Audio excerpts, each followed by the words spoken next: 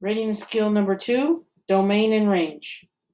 Domain and range are X and Y.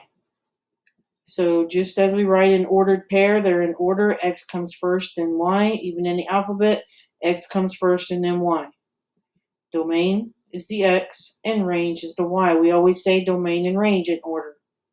And D comes before R in the alphabet. So if you're not sure, just match them up and you know this is domain and range. X is like the x-axis, it goes left and right. Y is like the y-axis, it goes up and down. It's another thing to keep in mind as we're going to study domain and range. So here's the first example. In this example, they gave us a mapping. How do I know this is a domain and range question? Because when I look in between the picture and the answer choices, there's a question. You always need to look at this question. And it asks for the range. Now this time it doesn't say X and Y, but it's input and output. It's still the same thing, X and Y. So what is my range? My output values. Now sometimes these are out of order. And when they write them down here, they're going to write them in order. In this case, it is in order. It's from least to greatest.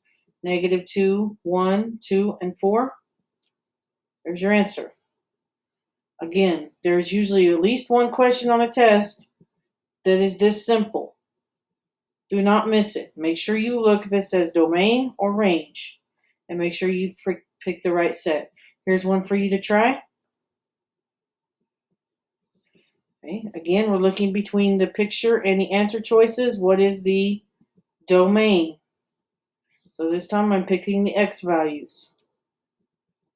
Once again, these are already in numerical order from least to greatest. And so -4, -1, 0, 2, and 7. There's your answer.